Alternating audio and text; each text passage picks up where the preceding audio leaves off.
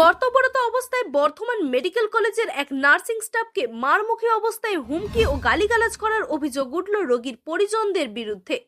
মদ্যপ অবস্থায় গালিগালাজ, গেটে ধাক্কা ও টেবিলে থাকা জিনিসপত্র ছুঁড়ে ফেলে দেওয়ার পাশাপাশি ওই নার্সিং স্টাফকে মারতে উদ্যত হয় রোগীর পরিজনরা বলে অভিযোগ। প্রতিবাদ করলে পার্টির লোক ডেকে দেখে নেওয়ার হুমকিও দেওয়া হয় বলে অভিযোগ। রোগীর পরিজনদের এই দুর্ব্যবহারে আতঙ্কিত হয়ে পড়েন ওই নার্সিং স্টাফ। তিনি ফোন করে অন্যান্য স্টাফ, ডাক্তার ও পুলিশকে খবর দেন। পুলিশ এসে একজনকে আটক করে।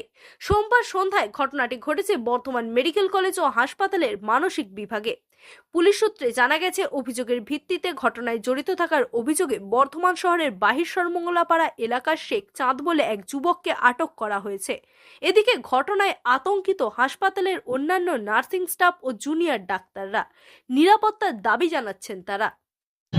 নুনিয়ার বলে একজন পেশেন্ট আছে, ওর এমআরআই আছে। এবার ও হচ্ছে পেশেন্টের নাম নুনিয়ার নেই, অন্য ওর আধার কার্ডের নাম অন্য আছে। এবার ওরা বলছে যে ওই এবার আধার কার্ডের নামটা চেঞ্জ করতে, মানে ওর অরিজিনাল নামটা চেঞ্জ করতে হলে তো এমএসভিপির কাছে অ্যাপ্লিকেশন দিয়ে ওটা মানে যেমন প্রসিডিওর আছে ওরকম করতে হবে, সেটাই আমি বলেছি। তারপরে ও বলার পরে ও বলছে যে না, আমাকে ওই কাগজটা দিয়ে বিএসটিটা দিয়ে দিতে হবে। কিন্তু আমরা তো পেশেন্ট পার্টির হাতে বিএসটি দিতে পারি না। তো সেই বলাতে ওরা বলছে যে না, তখন খুব বাজে বাজে আমার মানে খুব বাজে ভাষা ইউজ করেছে, সেগুলো আমি বলতে পারছি না। হ্যাঁ, গালিগালাজ করেছে এবং আমাকে একদম পুরো মারতে যাওয়ার মতো অবস্থা। তারপরে বলছে দাঁড়া, ডেকে নিয়ে আসছি, তারপরে তোর কি অবস্থা করিস সেটা দেখবি। না, পেশেন্টের বাড়ির লোক, ওই যে ওই ছেলেটি শেখ চাঁদ নাকি নাম বল। হ্যাঁ, আমার সঙ্গে তো ওই তো খুবই বাজে ব্যবহার করেছে। এমনকি পেশেন্ট তো ড্রিঙ্ক করে এসছে, পার্টি পেশেন্ট নয়, ওই ছেলেটি ড্রিঙ্ক করে এসছে।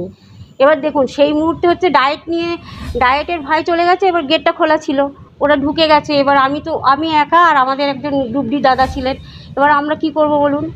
ওই আমাকে যদি অ্যাটাক করতো, কিছু করা আমার ছিল না। যাই হোক, তারপরেও আমরা ওনাদের ডেকেছি, ডাক্তারবাবু এসেছেন, ডাক্তারবাবুকে ডাকা হয়েছে। তারপরে হচ্ছে পুলিশ ক্যাম্পের ওনারাও এসেছিলেন, তারপরে নিয়ে গেছেন। ওরা ছিল 3 জন, কিন্তু বলেছে একজন, মানে ওরা ওই করেছে একজন, 3 জন ছিল। বাকিরা তেমন কিছু কথা বলেনি। ওই ছেলেটি বলছে দাঁড়া, পার্টির লোককে ডেকে আনছি, তারপরে কেন তোরা এখানে বসে আড্ডা, মানে খুব বাজে বাজে ভাষা বলে। হ্যাঁ, নিশ্চয়ই ভয় পাবো না বলুন? একজন যদি মদ খেয়ে আমার চোখের সামনে এসে ওরকম করে কথা বলতে, ভয় পাবো না আমি? খুব বাজে। হ্যাঁ, আমাদের এখানে তো একাই ডিউটি, হ্যাঁ ওয়ার্ডের ভিতরেই, ওই যে যেখানে জায়গাটা আছে। যেটা ঘটে গেছে খুবই নিন্দনীয়। আমি অনকল রুমে ছিলাম, আমি আমার সিনিয়র দুজনে অন ডিউটি, আমরা দুজনে। তো দিদি এরকম একটা বেশ আতঙ্কিত গলায় আমার কাছে একটা ফোন আসে যে ডাক্তারবাবু তাড়াতাড়ি আসুন, এরা আমার সাথে কিছু একটা করে দেবে, এরকম একটা ভাবে দিদি আমাকে ফোন করে। আমি ইমিডিয়েট দৌড়ে আসি। আসার সাথে সাথে পুলিশরাও আসে। তো দিদিকে নাকি গালিগালাজ করেছিল, ওখানের কিছু জিনিসপত্র ওখানে ছড়িয়েছে, দরজা ধরে টানাটানি করছিল। তো এই নিরাপত্তার যে প্রশ্ন আমরা বারবার তুলে এসেছি, সেই প্রশ্নটাই আরও একবার উঠছে যে আদৌ আমরা কতটা নিরাপদ।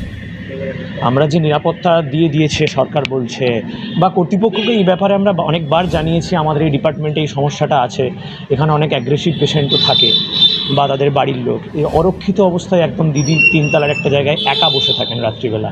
আমরা থাকি, কিন্তু দিদি ওখানে কিন্তু একাই থাকেন। তো দিদি আজকে যেটা ঘটে গেল, আরও নিন্দনীয় কিছু ঘটতে পারত। দিদি খুব আতঙ্কিত ছিলেন। আমি যখন গেলাম, তারপর আমরা লিখিতভাবে জানিয়েছি। তবে পুলিশ এবার খুব ভালো ভূমিকা নিয়েছে। পুলিশ সাথে সাথে এসেছিল এবং যিনি দোষী ছিলেন তাকে সাথে সাথে নিয়ে যাওয়া হয়।